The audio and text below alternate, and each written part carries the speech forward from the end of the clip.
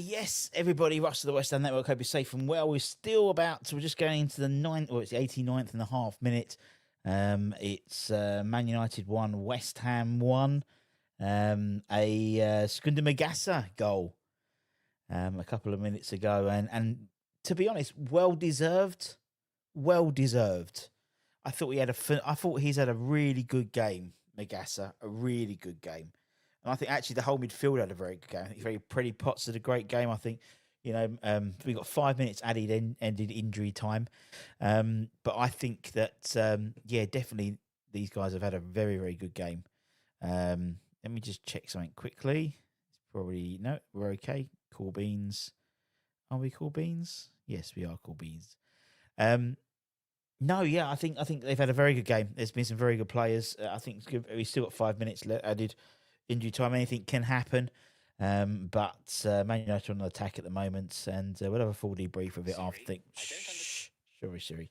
We'll have a full debrief at the end of this game. But Martinez has just put the ball into the box. And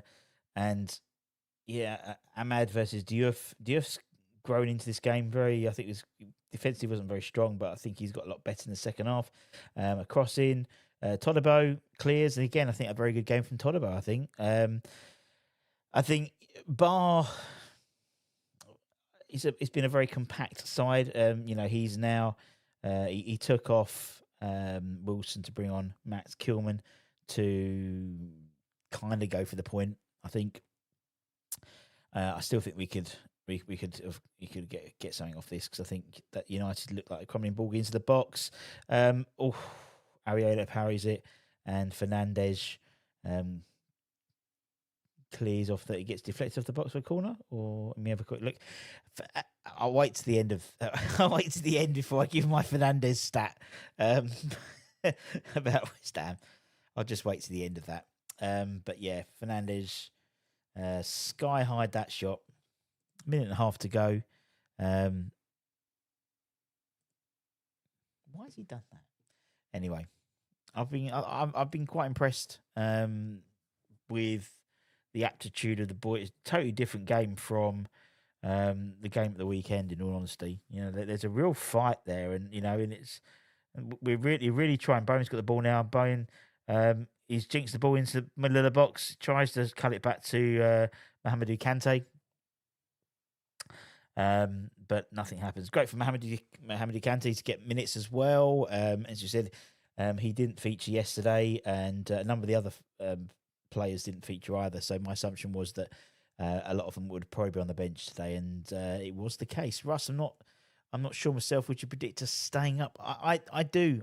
This performance, really, I was really impressed. It's been a real, it's a real. Oh, Kante getting involved there. Sorry, it's 𝗪𝗪𝗧𝗏. Andy Irvine back stick to. Oh, it's a good header. That's good. That's good defending. I think we'll be okay. I still think, obviously, the league doesn't lie. I think that AFCON is going to make a massive impact on a lot of teams, including ourselves. Is it Sunderland could be up to minimum of 7 players. Obviously, we lose. Aaron, who I think's had a really good game, and obviously Diouf, who again has had a very good game. But there's a lot of fight today, and I think that midfield has given us a real sense of energy. I think 𝗪𝗪𝗧𝗏 has had a very good game. I think Potts has had a very good game. I think Fernandes a little bit. He's got player of the match. 𝗪𝗪𝗧𝗏 has got player of the match. He's scored 5 interceptions, 5 duels. Possession 1, fouls 4, and I think it was definitely the right decision for him to get man of the match. He's been brilliant, and I think him alongside Potts and the Fernandes, and you got to assume with Paqueta coming back, him coming in instead of Souček, we've missed that little bit extra which Paqueta brings, and it's always a case for me that the ball's gone out to Souček and then it's checked back in. And it's just a little bit. You'd have liked to see a little bit more going forward. The likes of Wilson, I think, look very isolated naturally in terms of how the side is set up. It was always going to be a job, and I think if we get the right people in, ball over the top. Tolliver does really well. Oh, shit. Fuck, that was close. Tolliver got into it, and then Bruno actually skied it. And I think with the right forward in January, and myself and Statman Ben, we recorded a little show the other day, which we'll put out over the weekend, talk about sort of Bowen and how he hasn't really performed. I mean, this again, ironically, this has been quite a good performance from him today. It's a lots more of a captain's performance, I think, today. Ironically, if you sign lots, don't moan about AFCON. You know it's coming. Totally agree, Phil. Totally agree. I mean, as I said, that's Sunderland are going to have an issue. I think I think the Premier League is going to start sorting itself out. And there we go. 1-1. West Ham 1. Man United 1, West Ham 1. Not enough for us to get at the bottom 3, but green shoots, particularly following Sunday's game. This team was totally different. This team had fight. It had passion. It was trying. You could see it was a bit workmanlike, particularly in the midfield, and it was a much better performance than what we've seen, particularly on Sunday as well. I mean, Sunday was fucking awful, but this is a better side. I think it was fortuitous in terms of going down, but again, showed a lot of character to come back. I think the mentality that played on Sunday, we would have seen us probably lose 2-3-0, but there seemed to be a change in that today. Yes, there are issues forward wise. We looked isolated. Bowen looked isolated. I think Wilson looked isolated, and that's the issue when you've got a player. You know, your forward position. If he's not running the channels, it doesn't create a lot of space for Bowen. I felt sorry for Souček, really. You know, again, obviously he came in instead of Paqueta, but it was a much better performance. It was night and day to the performance we had on Sunday. Night and day. And as fresh fielders, as we know, we could have nicked at the end and really could have, I think. I think 𝗪𝗧 was phenomenal. There he is. I thought 𝗪𝗧 had a phenomenal game. Absolutely. Mate, I'm telling you something now, and it's a big, bold statement, but fuck me. 𝗪𝗪𝗪𝗪𝗪𝗪𝗪𝗪𝗪𝗪𝗪𝗪𝗪𝗪𝗪𝗪𝗪𝗪 my fear was it going to continue that from what he did in the first half? He was the funny thing is, Wan-Bissaka's had a fucking amazing game, and he's not man of the match because 𝗪𝗪𝗪𝗪𝗪 raised that level. Look at our jumpers, by the way. We're matching. Look. I know. I was trying to. I've got like loads, and it's like I just didn't get the right one today. Oh yeah. Honestly, like there was a few good, really individual performances in there tonight. Even like Todibo, all that sort of stuff. But 𝗪𝗪𝗪, I know we can get carried away as West Ham fans, but you can't help but I don't think you can turn up to Old Trafford and give a performance like that not knowing that you're capable of doing that, if that makes any sense. Like and don't underestimate why he was able to do that because of players like Potts. Potts had a great game as well, like an individual game, intercepting with every ball that he could. But I mean, shit, 𝗪𝗪𝗪 was he was phenomenal, mate. And it's like for the first time in a long time, Russ, you felt comfortable in our midfield. And in actual fact, start looking at our midfield now, right? 𝗪𝗪𝗪𝗪𝗪, look at the size and the presence and the ability. Potts, size, presence, ability. Fernandes, his ability, his skill set gets stuck in. Bring off the bench Kante. I was delighted that Kante came off the bench. Just to get a bit of game time, because when you're an opposition team looking at that midfield, you're seeing loads of brick walls, but brick walls that have ability, and we don't look weak. And you think back, Russ, you think back to fucking Guido Rodriguez, with all due respect, and even Andy Irvine, even a big lad as well, but 𝗪𝗪𝗪's had the game of his life there, like an unbelievable game. And the thing was, he's had a bit of a dodgy start, you know, since joining, and there was like he saw glimpses, and then he sort of fell by the wayside. There was news coming out that he wasn't impressing in training and stuff like that. But you know, you can see. I think today you could see why Nuno wanted him, why Potter wanted him. You know, because Nuno wanted him at Forest, and that was one of the reasons why he left, because they got Douglas Luiz. You know, and I think them three I mean, I saw today fight. I saw aggression in that midfield. I saw enthusiasm. I saw energy, and I think Freshfield has made a point. We could have easily nicked that yesterday, or today rather. I think we could have nicked it. I think that's the thing. Like I said at the start, like, you know, I always want West Ham to win, but I want to walk away from this game with my head held high. Now, I'm not saying it's an all-round performance. I don't think it was an all-round fantastic, top-notch performance. I think there was areas for us to build on. Attacking wise was really weak. Yeah, but I think what I've learned from today's game is that there is a bit of fight and there is a core. And when you've got a performance like that from Kante, you've got a performance like that from Todibo, consistent performances from Todibo, by the way. Yeah. And then you can allow Fernandes. I mean, for example, I don't think Fernandes had his best game, but that possibly was a detriment because of the position he had to play or the involvement he had to do. I still think he had a good game, but just not his best game in the West Ham shirt. But Magasa just ran the midfield, mate. He ran the midfield. I mean, let me just briefly read the stats to you. I don't know if you've done them or not, but he scores a goal, which is great. He had 78% pass accuracy in the whole game. But at one point, up until the end of the game, it was borderline. It was like so close to like 100% in pass accuracy in the whole game.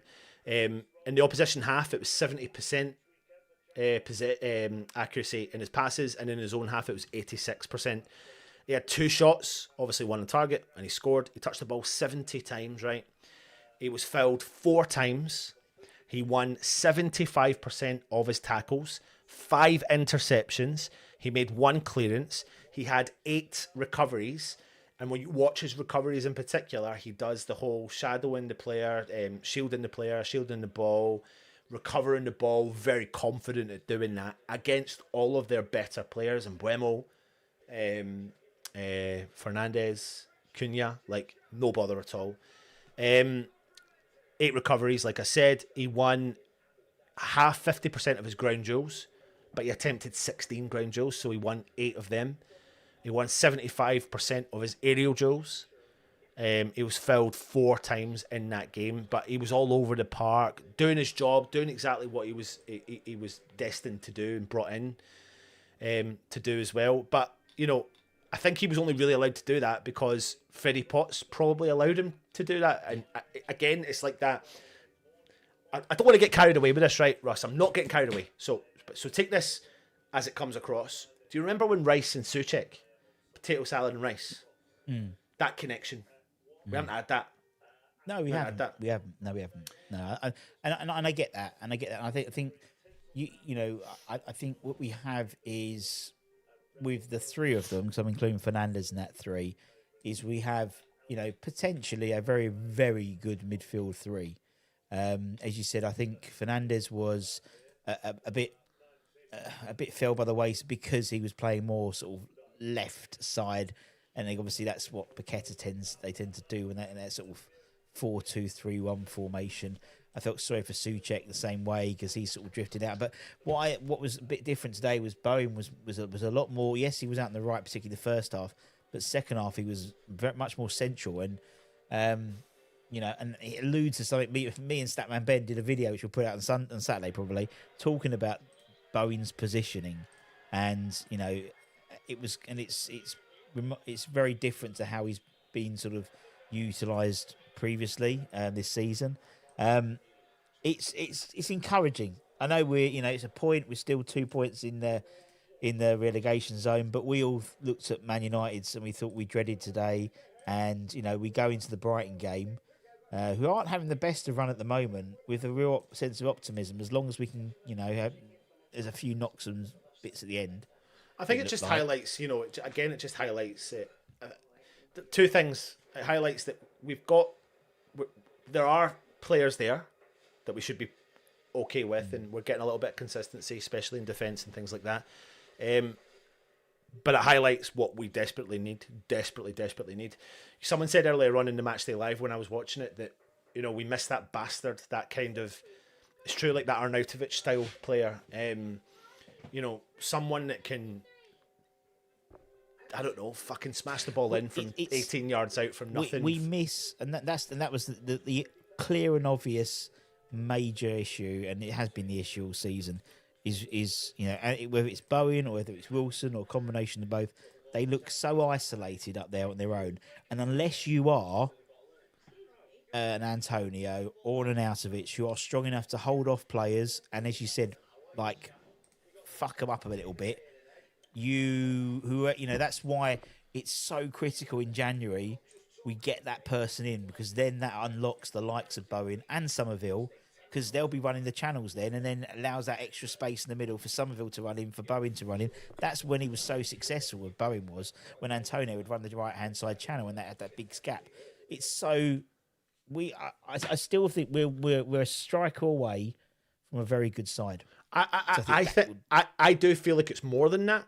I do think it's a striker would really, really help. I'm not denying it. Of course it would, and everyone knows that. But I do feel like we're a kind of, like you said there, like an Arnautovic or a Jesse Lingard-y, type player. I think we need another option out on either wing if we can. Yeah, I think we've got. I personally think we've got enough to cover, but it depends about how severe Somerville's injury is. Because what happens as well is when Somerville's playing, it's even like the left hand side, and the right hand side in terms of how we attack. Yeah. I think they put a stat up after like the first 40 minutes, and it was something like 55% of our attack went down the right hand side. Yeah. So all you do is just cut that supply chain, and then that's so easy to defend. But when you've got two, it was almost like left and right was almost equal in Statman Ben's sort of attacking things. It's so difficult to, if you cut down the right, then you got the left, and we haven't got that at the moment. We really miss that left-hand side. So if it isn't Somerville, if Somerville's still fucked, then, as you said, you need to get someone in who can play that left-hand side. Yeah. But again, going back to the core in the middle of the park, when you think of, the average age of that midfield today. 66, I think. It was combined three of them, yeah. Holy shit. The difference compared to that, when you had like James Ward-Prowse and Souček as a two or whatever. I mean, they're added together is the same amount as those three. Yeah.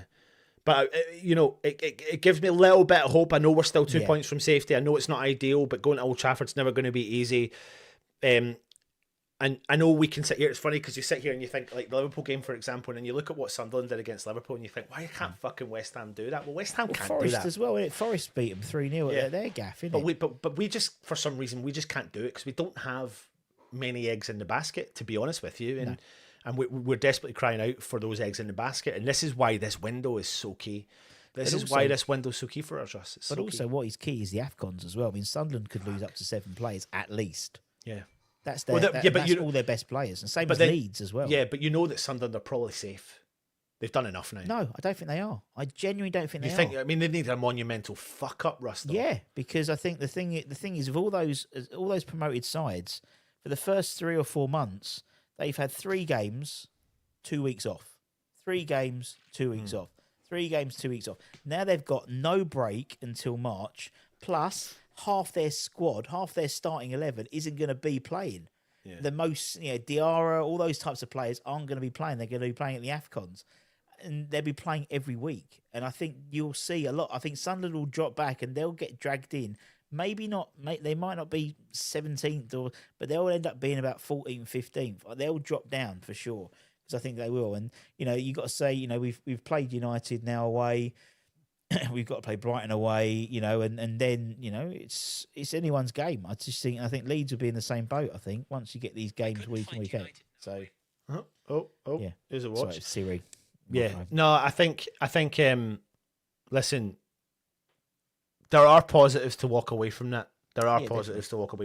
And I think we should. And one of the biggest ones for me is just, it's funny because yourself, Russ, when you're doing the commentary, you sometimes subconsciously don't think about something, but then you realise, Maygassa's intercepted, and then you carry on the commentary, and Maygassa's intercepted again. Maygasse wins the ball, and then suddenly you're like, holy shit, have I just said his name quite a lot? And then you're starting to think, right, he's not letting up, and he's continuing it. And I looked at his stats in the first half, and I was like, holy shit, man, he's got a really good performance. And in my head, I'm going, please continue that performance. Please continue that performance in the second half. And then people in the comments are going, holy shit, we found our new Declan Rice. They're showing Nuno in the changing room. I've not seen this. Yeah, they can do that now. Oh, so they're going in clapping. They are allowed it. Although apparently they're allowed to refuse it. I think it's once or twice a season. So if I'm going to listen to Mphaga. I'll let you talk. Yeah, go on. You ever listen to Mphaga?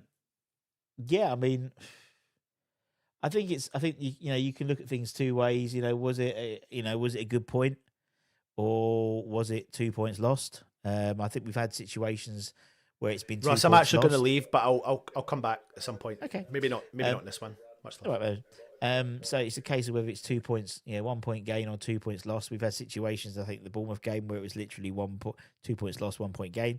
I think here is different. I think this one is 1 point gained. I don't think a lot of people were. I mean, I did say 1-1 on Finalysis, and I was right. And I think we've got to be realistic and say, I think it was a good point.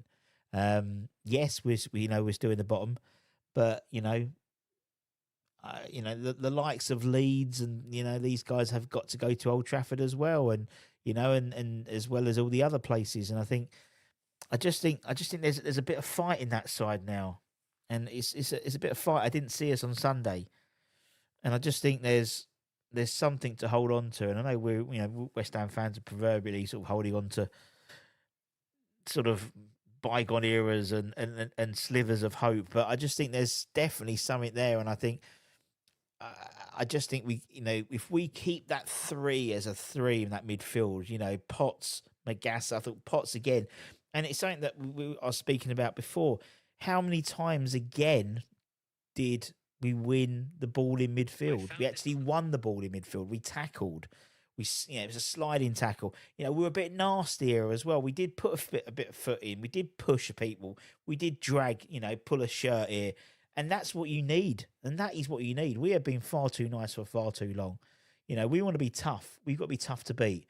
And I just think it was something that I just was I was really happy with, obviously, equaliser. And I just thought to see Mphaga, you can see why he was he's wiry, he's annoying, and bringing on fucking Kante at the end, brilliant, and that's great experience for him as well, making his Premier League debut. So it's like 1,003rd or something like that player to Fernandes is our 1,000th player ever to play with West Ham. But it was great to see. It's an okay point, but all three were there. I agree. I agree, and I think that is always Nuno's mindset. Pierre Latom would be looking after the point, save the point, protect the point, respect the point. And that was always going to be the case. I thought we got to 1-1 going to Old Trafford, coming back from behind. Would have been great to get a goal and get the winner, but a point. It keeps the point tally ticking over, which for me is more important at the moment. Before that goal, I was going to say, do you know what? We lost 1-0, but we tried and but actually to come away with a point, I'm quite happy with that. 1 point more than I thought we'd walk away with. Indeed, Nuno, 8 points in 8 games is poor. I agree. True, the points are poor, but he has got playing amazing. Todibo, exactly. I mean, and Max Kilman being dropped again, sticking with practically the same side bar Paqueta. I think if Paqueta hadn't been sent off, he'd have probably played today. And it was almost to me that that Nuno had gone, right, you were fucking shit on Sunday. Go out and show those guys, go see those fans that actually you care. And we got that, which was brilliant to see. But it is interesting to see in terms of the turnaround in Todibo. And I think genuinely it's because he's not been fit. He hasn't been fit for so long. And I think we're seeing a fit Todibo now. And, he had in Mbeumo, he didn't get much change. Xerxes didn't get much change out of him either. I thought we had a really, really good game again, playing on the left-hand side. I thought Mav had a decent game as well. I think if you looked at the goal, question marks whether it should have been him or whether it would have been Aaron who's marking Delo and Dalot in the middle rather. But yeah, it's a totally different side to the side that played on Sunday, despite being almost exactly the same people. We were the better side and a lucky deflection from Man United. Yeah, it was. I mean, it's how you. It is a deflection. So it's set up for Dalot to put it in, but it's that second ball syndrome, and we just haven't definitely had that second ball luck for all season for sure. I'd see progress, just shame he bottled it. Yeah, but I thought it was always, it is about the flip side is if he went for it and say United got a counter attack and scored, and then we walk away with no points instead of 1 point. I think it is a case for me to respect the point. I think it was a good point rather than losing 2. Bit disappointed if he didn't get a chance. I genuinely don't think George's. I'd rather put on Callum Marshall than George Earthy on that right side. I just think Callum gives you something different. George is a good player, but I just think Callum gives you that fight and that bite. Realistically, what I'd have loved them to have brought in 𝗥𝗘𝗧𝗔𝗡𝗪. He's absolutely fucking rapid. But no Luis Guilherme in the squad at all, which was quite interesting. So I'm not sure whether we find out whether he was dropped or whether, because he put so many academy players on the bench. It was, I don't think, unless Guilherme was injured, he would have, I don't know. If we're getting some good players, we should be okay. I totally agree there. I think, as I said, I think we are a striker away and or 1 or 2 forward players. I mean, they were looking at maybe if they move on Fulkrug to bring in 2 strikers or 2 forwards. I think that's probably the best way to go. And I want a battling centre half, although, I thought Mav played a decent game. I mean, someone like Charlie Cresswell for me is who I really want. Just that bit of grit in the centre half positions. But I mean, 𝗏𝗏 has had a great couple of games recently. He's definitely improving players because he knows we can sign anyone. We were parallel with 2 teams that have just gone up. One of those stuffed Chelsea improvement. But if we don't start hitting, you're totally right, Frog. And that to me is the one key thing we need to address in January is we need a mobile striker. Wilson's great. Fulkrug, they're both great at what they do, but they're not mobile. And you need to get the best out of Bowen, to get the best out of Somerville. You need a mobile striker who can drag those defenders, run the channels, but he's clinical when you give him a chance. As I said, me and Ben did a little video which we'll put out on Saturday, and we speak about sort of Promise David. And for me, someone like him is key to our survival because not only is he clinical, not only is he runs the channels, not only is he 6'5", but he allows the likes of Bowen to play and be that talisman, score those goals.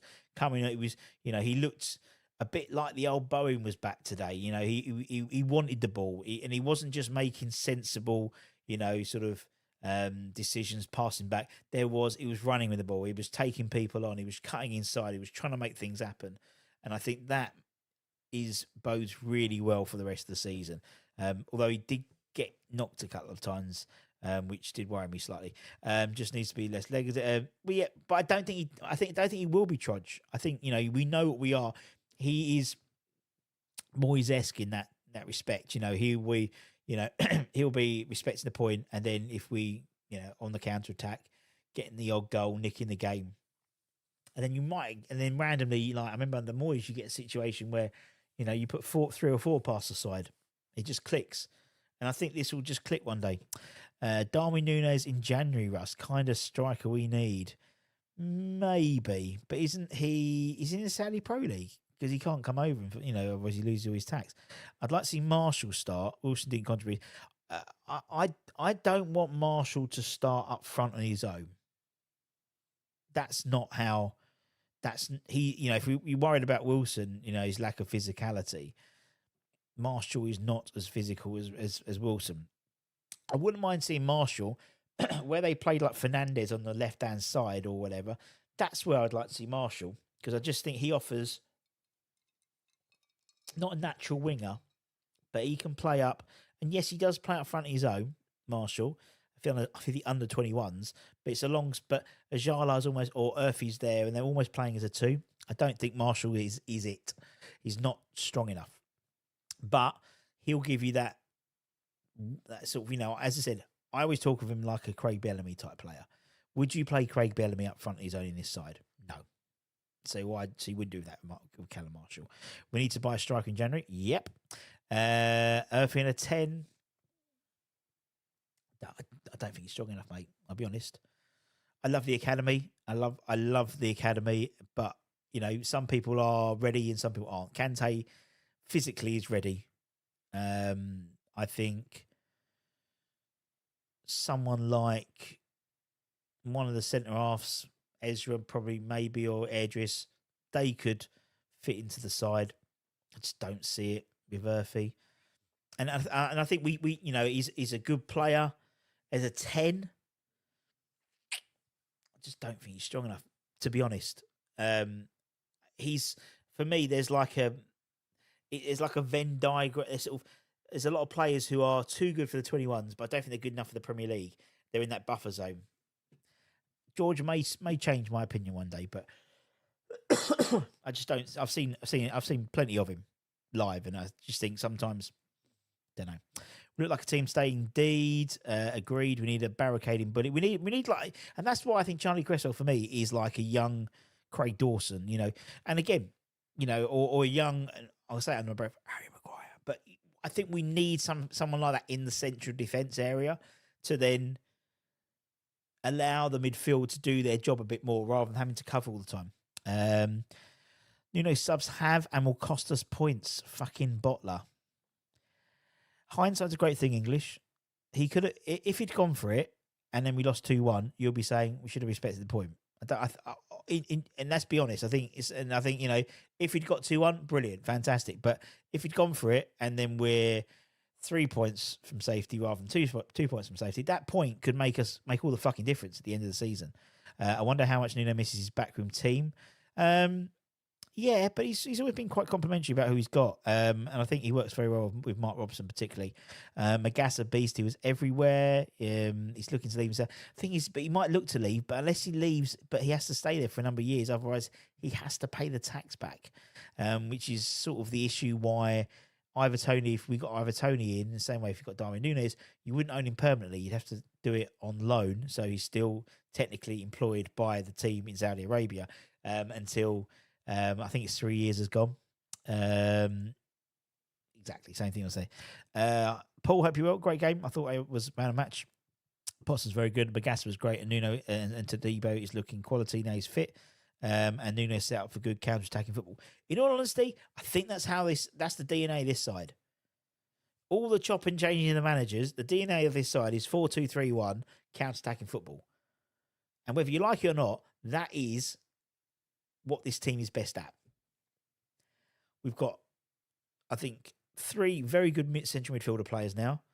I think, I agree, Todibo now, he's quality now, he's fit. He's keeping Max Kilman out the side, who was one of Nuno's men at Wolves. So you think he'd have more sort of allegiance to him, but he hasn't. Aaron had a great game. I think Magassa, for me, just pipped it, mainly because of the goal. But I thought Wan-Bissaka was brilliant. Some of his last-ditch tackling was incredible. Absolutely incredible. We played so much better today, but still totally agree. How far do you think Andy Eddie's away from a tickle? The thing is, I would have he'd be in the squad now, mate, because we've got 2 more games, and then Diouf and Wan-Bissaka are gone could be up to a month if both of them get to the final. And with Ollie sort of still on the peripherals, he might not be fit until he might be ready in time for the following game from the Villa game. However, it only takes a knock and he's gone again. For me, he'd be in around the squad now because he can play left wing back and you'd whack him in, and he's actually playing left wing back. Unlike Ollie, when we brought Ollie into the side, he was playing central midfield alongside Lewis Orford in the under 21. So he's not even in the position he's been playing. For me, Eddie Ailey could come in and do a job. I mean, he's the quickest player in the club. And he would be fucking mental. Whether he's strong enough, that's the only issue for me. He's quite a svelte fella. He's quite light, but he'll make up for it in pace. We lack real attacking options. I totally agree. I think that was the main issue for me today. To stay in this league, we need goals, desperately need a striker, get funds from 𝗏𝗏𝗧, quite possibly Mandy. I think that could be the way to go. Or indeed, we could easily, for me, you could sell Hermansson if you could get money for him, get 15 million quid for him for whatever. We've got cover. Fabianski can play the backup keeper. We've got Finn Herrick in the in sort of the pathway as well. I think goalkeepers in there we're probably slightly oversubscribed him. Plus you've got like Heggie and Tom Wooster and loads of other goalkeepers in the 21s. Mason Terry, you got Lonnie Owusu in the 18s as well. It's the number one priority, isn't it, to get a striker in January? Today proved it even more. I think we ground out that draw. I think at times, if we'd had a more mobile striker, we would have won that game today. And I think that's the difference for me, is not having that striker. Todibo transformation is night and day. I think that's Adieli, not yet. No, yeah, but I think I'm just thinking with the AFCONs now and the lack of backup until January at least. What if Ollie breaks down in the first 5 minutes of his return? What happens then? Kyle Walker-Peters can only play one side; he can't play both. And he's covering for Wan-Bissaka. Yes, you could probably put Mats Kilman in maybe, or go to a back three and put, we've had Luis Galere may play left wing back, but I think you're in real shit otherwise. So that's what I would do. Happy for Magassa. What a time to get your first goal. Great finish and salvage a point. Can't complain. Do you think Nuno will get us out? Yes, I do. I think performances like this will get us out of the relegation battle. There's the West Ham that turned up on Sunday wouldn't have got a point today. They'd have lost 2-3-0. But for some reason, despite only one player changing from the starting lineup, Thomas Souček for Lucas 𝗏𝗏𝗧𝗏, we looked like a completely different side. Completely different side. Particularly in that midfield. And then defence was rock solid, really. We look like a team now without the chaos of 𝗏𝗏𝗧𝗏 making it all about him. I get that. I think, someone sort of called me out on some of my stats, which were statistically correct. However, they were talking about big chances created, and actually Lucas is on par with the likes of Lanzini and 𝗏𝗏𝗧𝗏 and Payet and people like that in terms of big chances created. So, I think we missed a little bit of that. We did miss some of that today, particularly when you had Thomas Souček in, very workmanlike. You know what he's going to do. He's not going to give the ball away, but he's not going to do anything exciting with it. He's going to be a lump there and do the job. And, as I said, one of the top goal scorers in our Premier League history, and actually in the top 50 all-time goal scorers at West Ham. But I think you missed that little bit of va-va-voom, which is fine if you've got a really good defensive midfield behind it. And I think we are getting very close to having that. Yes, we are. Yes, we are indeed. Thank you, Budgie. Hope you're well, mate. Can play right back. Yeah, but would you want to play him right back, Mandy? That's the issue. Would have given Kante 20 minutes to get in the game. Why, Mark? I thought, and again, I think it was, he was going to come on earlier, but I don't think it was, it is his debut. He's very young. Yes, he's very physically intimidating as a player, but I think I think it was right at the time he brought him on, and he caused a bit of chaos in the box. You knew it was going to happen when they're going to bring him on. Him and Andy Irving, both over 6'3", and it was going to be balls in the box and stuff like that.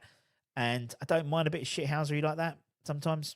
You knew it was going to happen, and I would assume he would. Well, I suppose the under-21s don't play again till Tuesday at Colchester, so he'll be in around. He's been training with them for the last sort of 3 or 4 weeks anyway. Lanzini didn't lose us. Yeah, but Lanzini didn't play half the time. Is Pac-Man bad for team morale because of his chaotic frames of mind? I don't think so. He's a very troubled man at the moment, and I think there's certain people who are that way when they are very much in that creative. They're very creative. They are on the edge all the time. as I said, I've said that in terms of luxury, he's a luxury we can't really afford in a relegation battle. However, I think sometimes you need something different. It's quite workmanlike at the, in terms of what we did today. Played some good, okay football, but nothing exciting. There's a lot of 1-2s and stuff like that. Very right heavy as well, which for me is a key issue, and why we desperately Somerville to produce that coming back into the side, because then you've got real balance in the side. At the moment, it's so right heavy. And even it's been right heavy for years, really, because Paqueta would play left of the three behind the striker. And I just think with Somerville, he offers some balance. So if you, as I said to Anton, if you stop one channel down the right-hand side, you've still got the left-hand side and vice versa. Paqueta lost as many points as he has gained. We'd love to see Skulls in midfield. I don't think so. I don't. He was okay in 21s, but I don't think he's. No, I think he's probably about 7th choice if you looked at all the players we've got at the moment.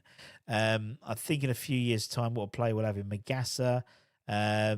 Fernandez can get Paqueta's job if you give him the job to do. I mean, he could have easily come in and done that number 10 role today, but he was sort of playing on the left-hand side. It didn't really. I felt a bit sorry for him at times. He then went wandering to try and get the ball a little bit. If you're going to play him at 10, put him as a 10. That's what you need to do. 𝗪𝗧 will be on fire in the next 1 to 2 years. We'll see. I mean, it's one swallow doesn't make a summer, whatever it is. He's had a really good game. He's had a shit couple of games as well. Let's be honest. He hasn't, and we led to believe from my sources internally, wasn't really impressing people in training, which is probably one of the reasons why he wasn't getting much game time, was on the bench. Whether he's bucked up his ideas or whether they've changed the way he's training or whatever, I don't know. But you're seeing a completely different player. I think Pac-Man not being there gave the players more response. Yes, you're probably right, Mandy. Yeah, you're probably right. It's the easy ball because Paqueta is always looking for the ball. It's the easy ball to give it to Paqueta. So it'd be interesting to look at the stats in terms of pass completion rates and stuff like that, because obviously today we didn't have Paqueta, but on Sunday we had Paqueta and stuff. So maybe we'll look at that as well. Be quite interesting. Paqueta's like a poisonous workmate to me. Just tuned in. Happy to see Kante get involved. Also, Pack is done. I'm more excited by Potts than but I think we all are, Leslie. I think I think Potts, as you said, I'm 99% sure he'll be West Ham captain in the next 2 years. For me, I think he's got all the attributes for being a captain.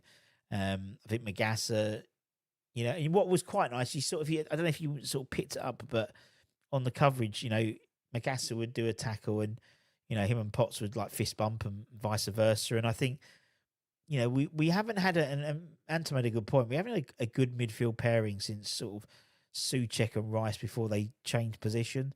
And that's a good few years again. And I think we do have someone who could, a nice combination. So Paqueta's been shit, but still plays. He does indeed. Any idea what we're going to do for left back? Well, we'll have Ollie Scars playing left back, and then until he probably gets injured, and then we'll see. I might turn up. Anyone else think Paqueta slows the game down, gives the ball away, and creates that? Could be good, but is too arrogant. Yeah, but I think there's always arrogance with those types of players. Payet was arrogant. Was a very arrogant player, but he backed it up. Arnautovic was a very arrogant player, but he backed it up. I think the thing about Paqueta is, for me, he's almost overthinking and over trying. By doing that, you're just not quite hitting the mark. You're almost overplaying it. I think sometimes if he's just sort of simplified it, he'll get more joy, and then he can start working on it. I think Potts and 𝗪𝗪𝗧 seem to have synergy. Walker-Peters left back, but means gets back in. But this isn't until we've still got another 2 weeks until the AFCONs. And as I said, Ollie's going to be back, should be back in time for the game after the Villa game. So he's not that far away. He's a couple of weeks away. So Carl Walker-Peters can play there. As I said, I think personally, for me, I would bring up 𝗪𝗚𝗚𝗚𝗚𝗚 into first team training, just so he can start working his way round, because that's what we need. I think also 𝗪𝗪𝗦𝗧 played right back as well. I think he played right back, or was particularly towards the end, when they make subs. So there's options. There's not great options. I mean, as I said, he could go to a back three and then, play Walker Peters right wing back, Somerville left wing back. He did that under Potter, didn't he? Potter put him as right wing back. You put Louis Guilherme. He did pre-season playing as a fullback, wing back as well. But they'll hopefully have this ideas to pot. Hopefully, I would have to say Magasas was as good as I've seen from midfield play. That's definitely a season. Igor Scars couldn't cover yet. I think he's good. I just think he needs getting involved in the first team training, because then you'll see whether we can sink or swing, basically. But there we go. There we go. It is, and that's why we do the Academy show, Frog in a World, because so anyone who's watches the Academy show every Monday night, 6 o'clock UK time, the only West Ham YouTube channel to do a show just on the Academy, you'll know about Kante. You'll know about these people already, and it won't be a surprise to you. I mean, the under-21 yesterday lost 4-0 to Atletico Bilbao. They were shit. West Ham was shit yesterday, the Academy. And they didn't have Kante, didn't have Scars, didn't have Marshall, didn't have Earthy, didn't have Ezra, they were all driving up to Man United. And we looked a little bit light, in all honesty. I like that this could be the era of bringing the youth team. But it is, but don't forget, as I said, Barry, always 97% of Premier League Academy players never play 1 minute of Academy football. So to have another one today, because technically Kante is an Academy player, to have another one, plus the likes of Freddie Potts, plus the likes of, Ollie Scars who's knocking about, George Earthy might get some minutes. That is very good. That is very good. And I think people don't realise how hard it is. People go, "Oh, I'd throw him in," but he's not. But if he's not that ready, you could get another Mpod or Becker. It's very tricky when to put the guys in and bleed them in. Yeah, that'll do. Into the side, and I think, as I said, if we've got 100 Academy players, only 3 of them statistically will be getting any football. Mental. If only we had Soufal. Keep an eye on the channel. Might have to ask him personally. Was really surprised to see long embrace between 𝗪𝗪𝗧𝗪𝗧. 𝗪𝗪𝗧 is, I think he's a bit misunderstood, and no, it's great to see. Would you try Jalo as a winger? I think you need to. And actually, I think with a lot of our Academy players, I think they need a good meal inside of them. Josh he played up front yesterday, was bullied by the Atletico Bilbao. A couple of times breakaways, half breaks. As a winger, I think that's where he'd probably end up, on the left-hand side, maybe. But he has got a knack of scoring goals. I just think he needs to put on a bit of bulk. And he needs, I mean, you look at someone like Freddie Potts. Freddie Potts does not look out of place in a Premier League side. Does not. One of the reasons, he's got 100 or so league appearances under his belt already. That's how you utilise it. Yeah, throwing guys in is great, but it's a long-term vision. And someone said, Kante needs to play more. For me, Kante is still very raw. He's very raw. He does give the ball away a lot. We've been moaning about Paqueta giving the ball away. He does give the ball away a lot. If you watch him under 21s, yes, he's physically dominating. But I think sometimes little lapses in concentration. And you can't do that in the Premier League. You've got to be on it. And you've got to, in terms of possession, you've got to be on it. There's no doubt he has all the attributes to be a very, very, very good Premier League player. But it needs to be worked properly to make sure we get maximum impact out of it. And that's the same with all of them. That's the same with, Ezra Mayers, Edris Golombekis, Finn Herrick. These guys need to be brought in at the right time and have the right sort of plan, so to speak, to get the best out of them, because that means the best for us. And as Frog in a Well says, the lifeline. It is the lifeline, because they're 100. And if they end up becoming a Declan Rice, that's £100 million in profit. There's no, or whether it's called not PSR, whatever it's called now, SCR. There's none of that now. The 100 million is pure profit. And if Kante becomes a world beater and he's the right and he goes for 100 million, that's another 100 million. So that's how it needs to work. And as you said, someone like Freddie Potts has saved us 60 million quid. Fernandes cost you 40 million quid. Okay, say Potts at the moment, we've worked him properly, and now we've saved, as I said, about 40 million quid in buying a defensive midfield player. We don't need to now. As always, how many shirts have you got behind you? I don't know. 16, 20, something like that. Agree, it's the biggest positive. We have great work done. And there was and actually something that I think is self-evident with Freddie Potts, because it's evident with the under-21s as well, is tackling. They all love a tackle. Yesterday we were losing 4-0, but we were still being a bit nasty. We were still putting it on people. We were still, proper.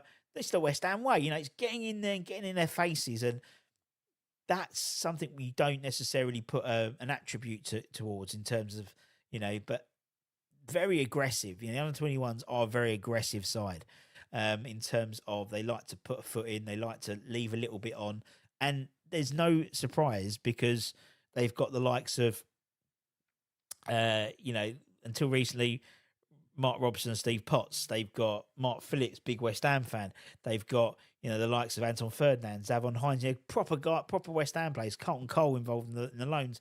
You've got Paul Conchesney. No, Paul Conchesney was around there, but you've got sort of Freddie Sears. You've got all these ex-players there giving them about what it is to be West Ham. Did Orford play? Yes. And Orford has to play. Orford can't play for West Ham first team until January, because he's technically still Stevenage. But so he'll be playing all the 21s. Considering all I'm hearing is an echo chamber of boat races screaming at the screens, help me out. I just got out of work. Is this worth watching back? Yes or no? The game? Yeah. Do you know what? Yeah. I mean, first half we were strong. Ariola was, everyone had a good game. Magassa was fantastic. And we went down and then 1-1. Yeah. Watched the last 10 minutes. Don't forget, indeed, thank you very much. Indeed, Billy Bonds. What value will Potts have? Who knows, my friends? Who knows? Athletic was tasty. Bang, second goal. It was the last goal was very good as well. Lads didn't go down. They didn't, but they did a little bit because I was there and I was literally, that's what I like about Dagenham Redbridge Ground. You can see the players' faces and you can see their reactions. Their heads were down because they would be using 4-0. There was right at the end, like Lewis was literally there and went, nah, fuck it. And he was like, yeah, he literally had the ball and just did nothing with it. What we got here, I'm sneaking suspicion Toddy Bow has been earmarked for a few long. He's probably the most improved player. Yeah, indeed. Right, I'm going to have to go. But anyway, thanks for joining us. Thanks for joining Anton as well. Tomorrow, we'll do some stuff. And, respect the point. Respect the point, my friends. And we'll see you later on. So take care, everyone. Stay safe. Stay warm. Stay humble. And I'll see you later, potatoes. Much love. Peace out, mofos. Bye. Bye.